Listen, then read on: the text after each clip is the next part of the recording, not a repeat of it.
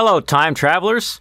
It's that time of the year, again, when you make all those fanciful recipes. And this is one of my recipes I like, and it's for a keto pumpkin cheesecake. I don't do many recipe videos as I'm a tech/vlogging channel, but since I am a vlogging channel, I often talk about my keto diet and how it's doing these days or whatever. And so this does technically fall along those lines. This is my look of disapproval. Get out of your paper towels, you're not in this scene. Blocking my freaking face. We start with your 3 eggs and your 16 ounces total of mascarpone and your half a block of cream cheese, and you gotta leave it out and do something else in your life while they get to room temperature. You don't need to rush this. Me personally, I'm gonna go in the basement and do some tinkering on a computer. What are you doing? What do you mean what am I doing? I'm doing the tinkering on this computer you were talking about that you needed to have done. Oh, I was gonna do it while I was waiting for stuff to get to room temperature for my cheesecake. If you have 2 versions of yourself that you can split because of some sort of sci-fi glitch, then yeah, maybe you can be, you are too efficient. Super efficient and do 2 things at once, I guess. So that means I have to do something else while my stuff gets to room temperature. Guess I can make the crust now or something. To start with, you want to have your recipe on your phone, which means you want to have my video on your phone. And 3.5 tablespoons of butter, but melted. But I'm doing 4 because I like to go heavy, so I get a little bit more crust. I add, a little bit extra ingredients. Get out of here, filling ingredients. You're not in this scene. I went ahead and recorded B-roll to splice in to show you the ingredients because past me forgot to press record on camera number 3. And for this next ingredient, I forgot to say it's almond flour. 1 cup. Plop. Plus a little bit more because reasons. Now I got a bunch of sweeteners that use erythritol, but this is allulose, which is sweeter than erythritol, but still not as sweet as sugar. So you technically can use a little bit of less than this, than what erythritol you would use, but still more than what you would use for sugar in a recipe. But I like the crust to be sweet. Recipe says half of a tablespoon. I'm gonna give it a whole tablespoon. And a pinch of salt. However much a pinch is. And oh yeah, preheat the oven to 350. Duh. Could have been doing that this whole time. And you just stir it up until it's all like a clumpy mess of all the same lookings. It makes perfect sense. Toss! Now I'm hoping that this recipe fills the medium cheesecake thing, which is how many inches? Which is this many inches? 8, I guess. Now get your parchment paper that's for some reason brown because I'm a snooty patoot. No, it's all the Amazon or the Whole Foods or whatever is on the Amazon head. It's not bleached because environment, I guess. I don't know. Toss, clamp, scissors, toss. I actually want to clump this up and then shove it down real hard, like with your fingers. Then you'll be using a big spoon to flatten it out more later. Can't see anything. Move the camera so I can set focus. Focus! Shove. Shove and press. It's actually quite possible that this is the crust recipe for the larger cheesecake pan. I'm just I can't talk! I'm just kind of paranoid that the filling ingredients won't fill up a whole big cheesecake thing. So I'm using a medium one. Spoon, spoon, spoon, spoon, spoon, spoon, shove. Spoon, shove, and smash. Spoon, shove, and smash. Crumbs. Was I recording any of this? Me, personally, I'm gonna go in the basement and do some tinkering on a computer. Cheesecake 4. I'm just now realizing this wasn't recording any of these things. There. I smashed all that crust bits into this.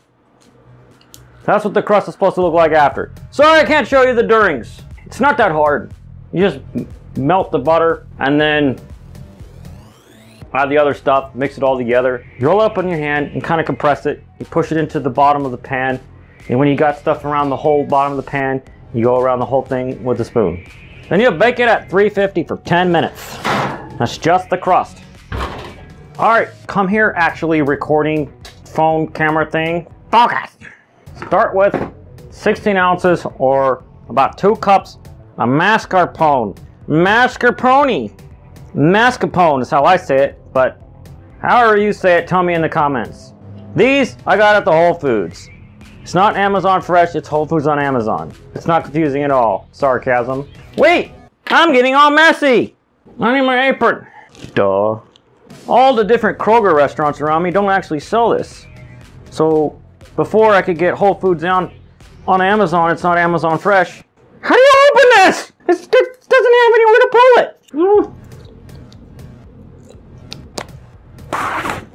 Knife. Take that, mascarpone. What was I saying? Before I could actually find a place to buy it, I was making mascarpone cheese homemade. And I'm sorry, I don't remember the name of the guy who made the video that showed me how to make it by boiling heavy cream and then putting it on a cheesecloth overnight. But I'm gonna look up that video and I'm gonna put it in the descriptables so you can have something to clickables. Toss. Plop. This is some thick. Oh, it's on my chair! Ah! Grab. Plop. So I got 2 of these things, obviously, so I get enough to do this thing. Kerplops. I said kerplops. There it goes. Then you want 3 eggs in there. That's 1. Dos. 3. It's French. Oh. Then you want a half a brick of cream cheese. And come out. Which, fortunately, is about how much I have left after making 3 keto pizzas. Click the card if you want to see how to make keto pizza with fathead dough crust. It's freaking amazing. Fathead? That's what the crust was called, fathead. Because it's full of fat and no carbs. Hey. And you want a 15 or 16 or focus ounce can of the pumpkin puree stuff. I think it's actually pronounced puree, but you can make fun of me in the comments. All right, kerplops in there. I said, oh, there's a tiny bit. I want all of it kerplops in there. Maybe if I use my brains, I mean, my tools. Now all wants the kerplops in there.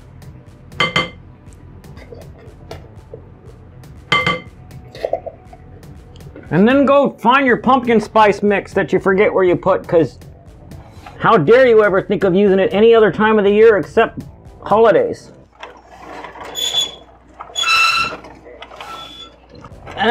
Cringe noise. Oh, there it is, buried in the middle. Oh no, my watch says beep bop boop, beep bop boop, which means I'm gonna put the phone over here so I can see the B-roll of me doing the thing. Shut up, watch. Get the point. Now I want to check your crust to see if it's goldeny fresh around the edges. And it appears that it is. Focus. Yeah, it looks good. Well, let's get back to work on this filling. Like I was saying, 2 teaspoon pumpkin pie spice, or wait, what's my phone say? Yes, pumpkin pie spice. That's what it says in a recipe. And I don't think I have quite that much. I have like almost that much. Toss. So I'm gonna add a tiny bit of cinnamon. Go in there, cinnamon. That should be enough. All right, let's try a half cup of allulose to trade onion for half cup of erythritol. Pour. And I like to balance out my sweetener. So let's throw in a few drops of this liquid, like stevia concentrate. Super strong. Like 6 drops? That was 3, 4, 5. Oh, that was like 6. Okay, stop before it gets too sweet. Speaking of too strong, the Smart Monk 100% monk fruit extract.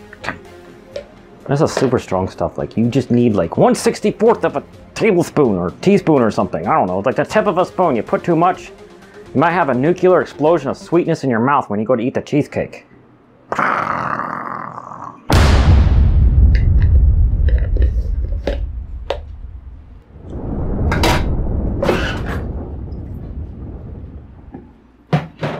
I need one of these hand mixer what's-its. Mix it up.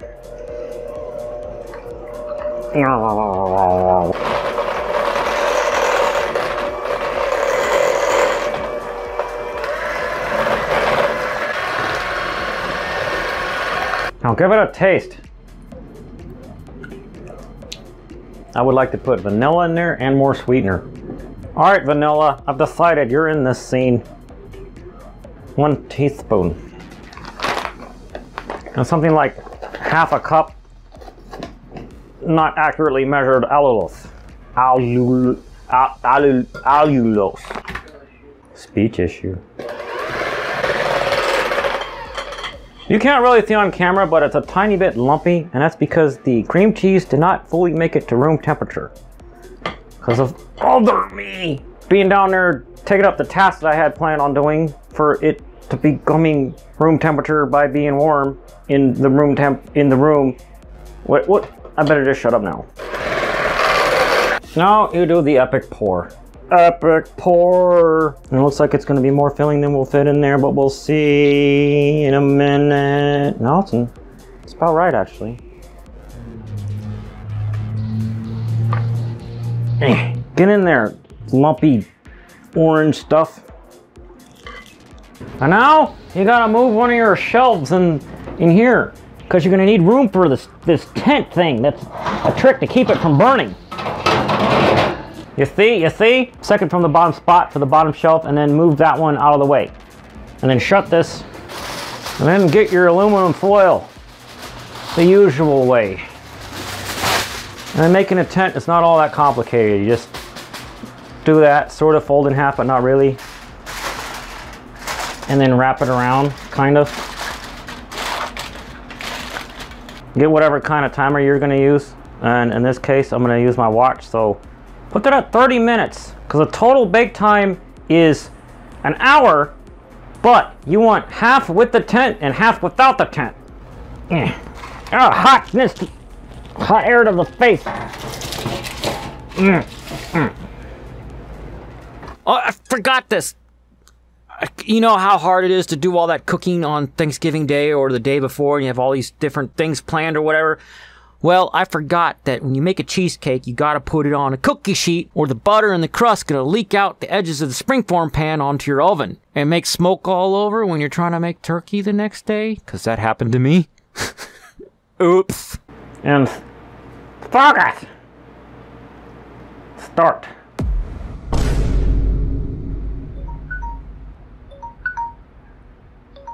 Oh, okay, it's time to do this.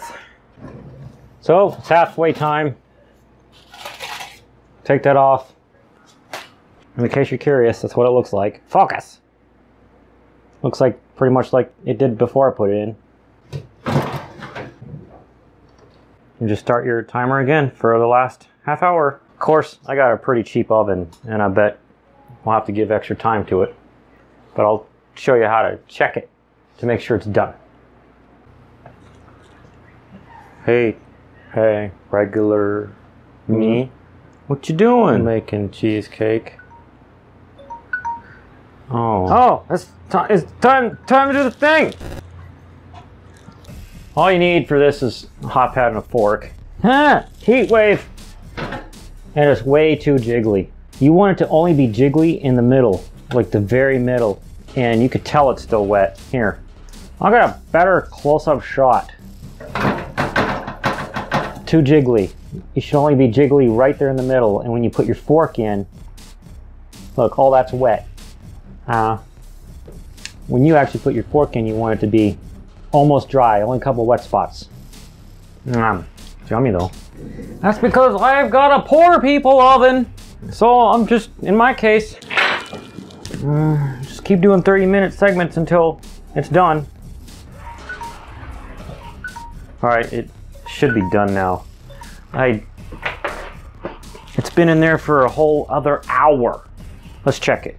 I did check it half an hour ago and it wasn't done. Oh, all right, seeing some cracking on the top.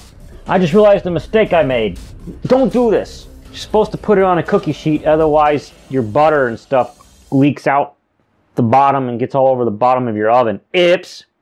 All right, so you stab it in the middle, bring it out, and it should be only a tiny bit damp, like this. Focus! Now you see it. That's good focus. You only get a little bit on there. Now focus back on the cheesecake! And when you jiggle it like this, it just jiggles that much. So all you gotta do now is take it out and let it cool down to room temperature. Goldeny fresh.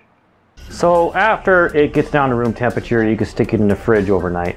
And if you want to top it with something, and I will be, you do it the next day. Don't break the chair. Don't break the chair. Don't break the chair, or you die from death. I just can't. Are you still in the basement the next day? Testing, testing. ABC, 1, 2, 3, check, check. This is camera 2. All right, time travelers. I did a feat of engineering that nearly cost me my life so I can get an overhead cam this time. So this is what the cheesecake looks like the next day. Obviously, I kept my aluminum foil because, you know, I don't waste things. So now we're gonna make the frosting for the cheesecake. So whatever topping, whatever you want to call it. So start with, you're gonna need some heavy cream, all right? And if you got the lumpy kind like I do for some reason, just shake it up. Pour yourself about a half a cup of that in a large mixing bowl. And now you want a hand mixer with the whisking attachment, or whisk attachment, whatever. If you don't have a hand mixer and you're like, I don't need a hand mixer for whisking, and you've got uber whisking superpowers, then fine, do whatever you want. Ooh, it splashed. Oops, I'm gonna have to clean that up. And whisking looks like this. So exciting. Sarcasm. You basically just whisk it until you got whipped topping. And you could sweeten this and just put this on there, but I like to do some more things. And now focus! And now a half a brick of cream cheese that I've already warmed up in the microwave for 30 seconds. You'd probably only need a quarter brick, but I kind of randomly choose the amounts for these every time I make a cheesecake based off of my mood, I guess? I don't know. I'm just gonna plop that in there. Oops. Ow. I got a hair. Toss. Mix that in on low. It's still a bit lumpy, but that's fine. And let's try a half teaspoon of vanilla. Toss. And some allulose.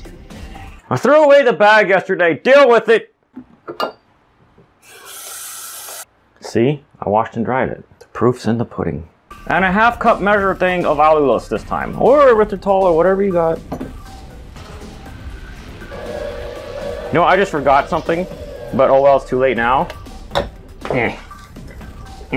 Ooh, cheesecake. I could have used this coffee grinder to turn that allulose into powdered kind. Whatever, oh wells. Not starting over now. It's still lumpy, but probably because I could have warmed up the cream cheese more. Tastes decent. And now, for a random amount of cinnamon. Random amount! Yummy! Do I have nutmeg?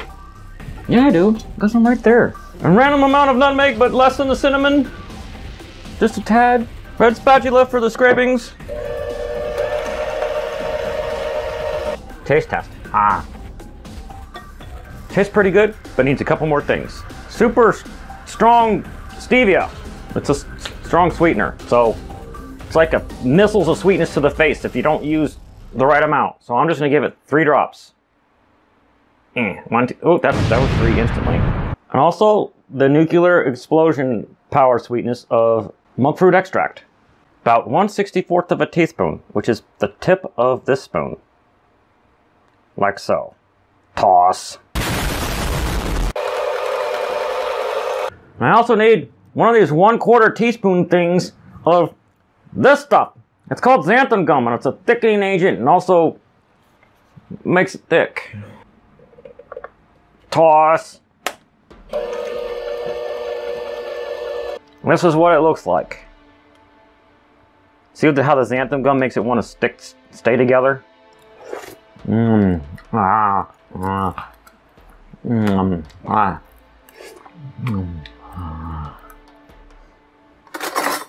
because I might not be able to do this later as easily, I'm gonna make sure my cheesecake can come out of the form press thingy, whatever it's called.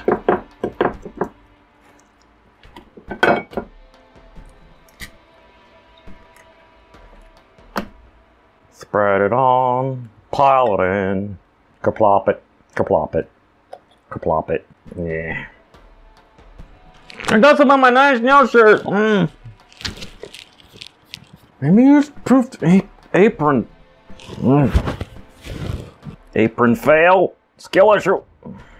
Don't worry about it going over the edges and down the sides or whatever. Who cares? We're not making perfect art. We're just making that you made this awesome homemade thing art. And the last step is to save the extras for your mouth. That's yummy. And you put your aluminum foil back on. It's obviously still not done with this aluminum foil until the whole cheesecake is eaten. And stick that back in the fridge. And now it's time to start making something else. Like your main entree or something. Pumpkin cheesecake, a completed part of a turkey meal. Pumpkin cheesecake, a natural part of your complete turkey meal. No, complete turkey diet. A pumpkin cheesecake, a complete turkey diet of your meal. What? Alright, time travelers, thanks for checking out my pumpkin cheesecake recipe. If you enjoyed it, you might like one of my other recipes, like all my turkey days. I'm not pointing at the right spot. All my turkey stuff recipes, all in this video. And for Christmas, I usually like to make a ham. And so there's my recipe for that down there. And you could subscribe to the channel by clicking this thingy, what's it? And you could check out my music soundtrack channel by clicking this thing in the thing that is a thing. All right, bye.